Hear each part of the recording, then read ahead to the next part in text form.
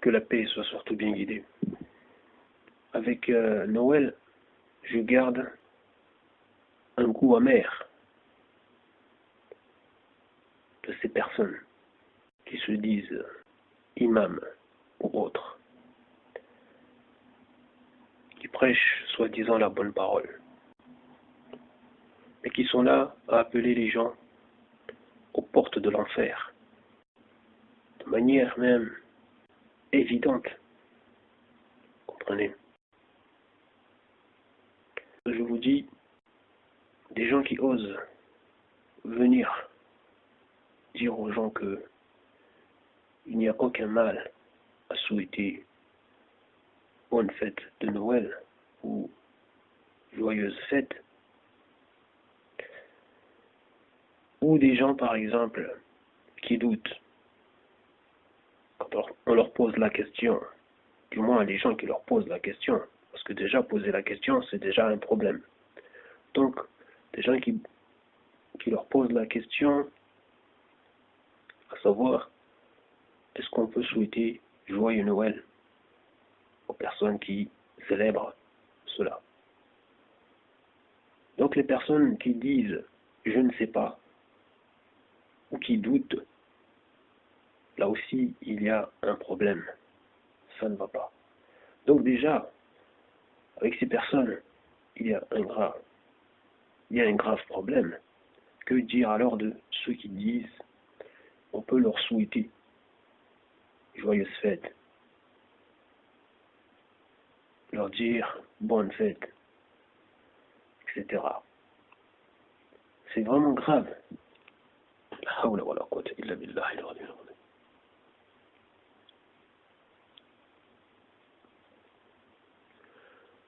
Lorsqu'on sait tout ce que Allah subhanahu wa ta'ala nous dit dans son livre à propos de ces personnes qui se déclarent chrétiens et qui accomplissent cette fête, qui est pour eux la naissance d'un enfant qu'ils déclarent être de Dieu, donc d'Allah. Ce qui est une parole abominable, comme Allah l'a dit dans son livre. Une parole monstrueuse. Et en plus, des personnes qui disent que c'est la naissance de Dieu lui-même en homme. Dieu se faisant homme. C'est aussi une parole monstrueuse, une abomination.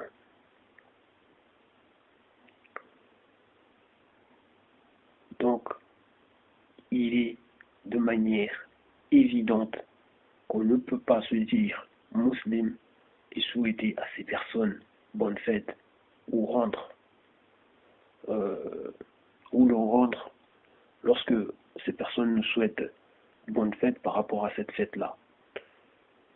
Si on a fait des fautes par le passé, je demande à Allah tabaraka wa ta'ala de nous pardonner.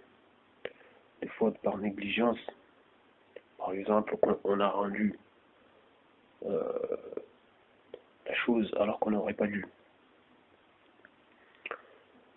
Donc, je vous dis, cette fête qui, comme vous le voyez, est revêtue de shirk et de koufr.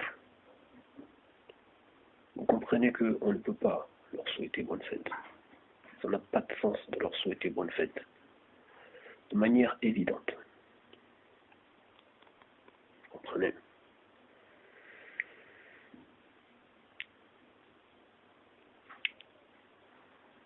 Vous voyez des gens en train de commettre un péché.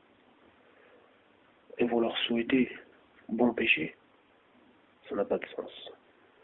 La hawla wa la quwwata illa billahi al-aliyyil azim. Parce que leur dire bonne fête, c'est les encourager, c'est les féliciter, c'est cautionner.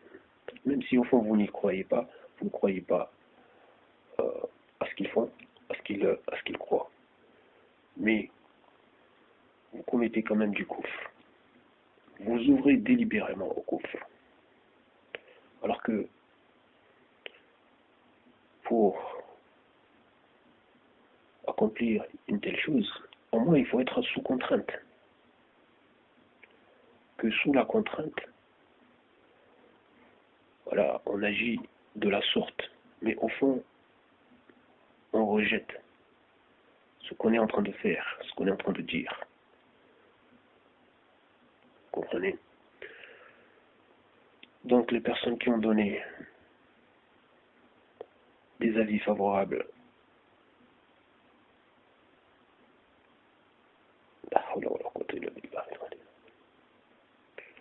nous vous ont invité qu'en enfer, c'est tout, à commettre du shirk et du kufr. La hawla wa la quwwata illa billah.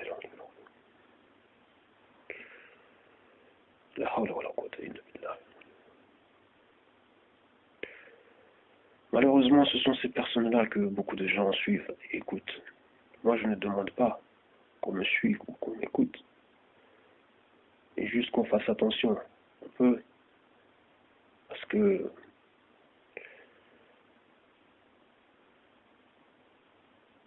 je vous propose, vous comprenez, la hawla wa la quwwata illa billah.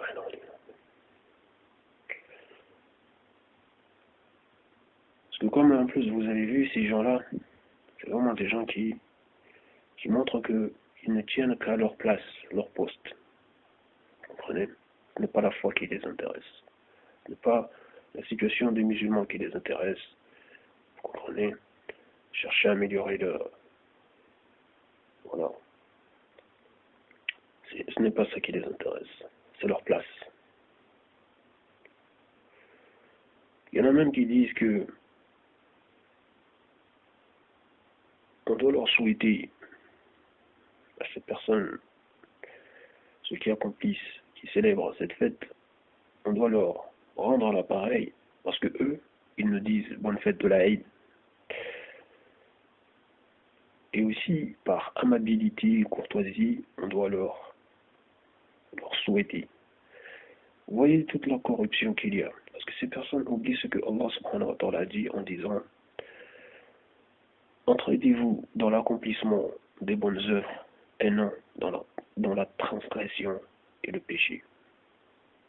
Vous voyez? Eux, s'ils nous souhaitent bonne fête de l'Aïd, il n'y a pas de problème. Parce que nous savons que nous sommes dans la voie de Dieu. Vous comprenez? Et s'ils nous souhaitent bonne fête de l'Aïd, c'est une bonne chose. Mais ce n'est pas parce qu'ils nous souhaitent cela que nous, on va s'obliger à commettre du péché. En leur souhaitant bonne fête, les encourageant, parce que là, c'est les encourager, les féliciter, et considérer ce qu'ils font comme une bonne chose par la langue. Vous comprenez? Par la langue, par la parole.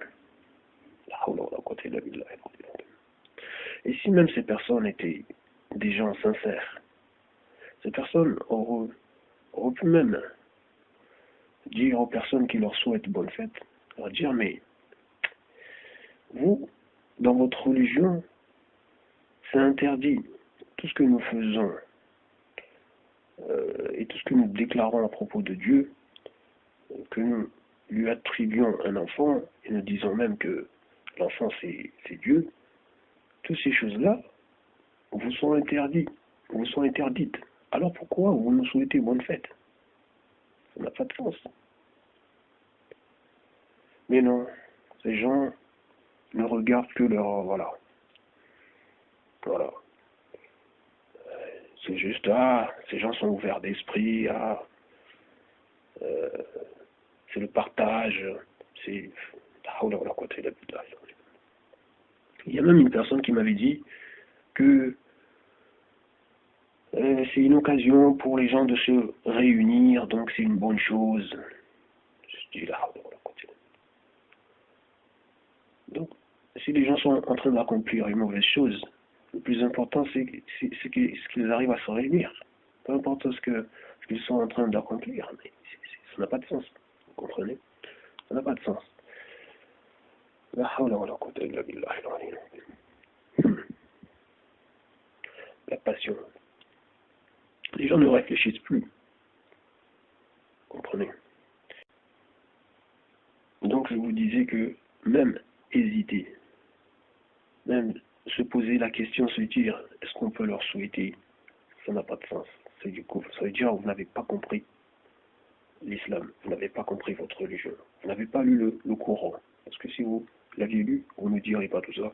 Donc ces personnes qui vous ont donné des avis favorables, on lit ce qu'il y a dans le livre d'Allah Tabaraka wa Ta'ala. Vous comprenez?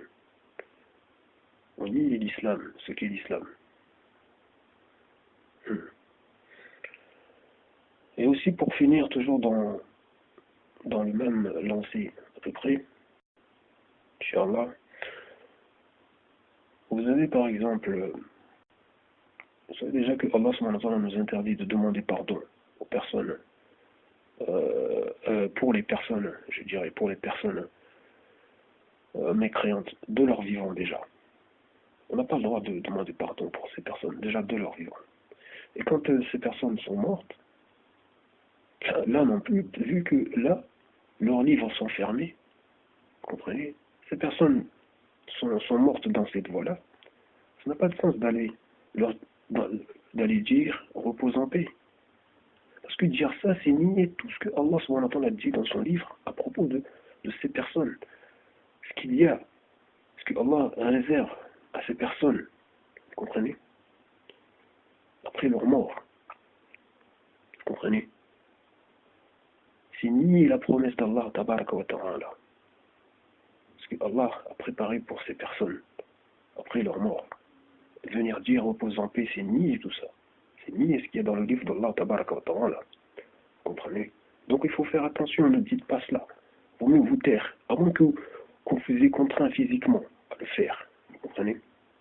Mais au fond de vous, si on vous contraint physiquement à le faire, au fond de vous, vous n'avez pas à abonder favorablement, vous comprenez? Donc il faut faire attention à ce qu'on dit. Bien sûr, vous pouvez accompagner un convoi funéraire, car la mort est un rappel, vous comprenez? Donc peu importe la personne qui est morte, croyante ou mécroyante, la mort reste un rappel, vous comprenez? Donc il n'y a pas de souci. Mais aller aller souhaiter aux défunts, lui souhaiter repose en paix, non, ça n'a pas de sens. Vous comprenez? Je vous remercie du temps que vous avez pris pour suivre ça. Et je vous dis salam.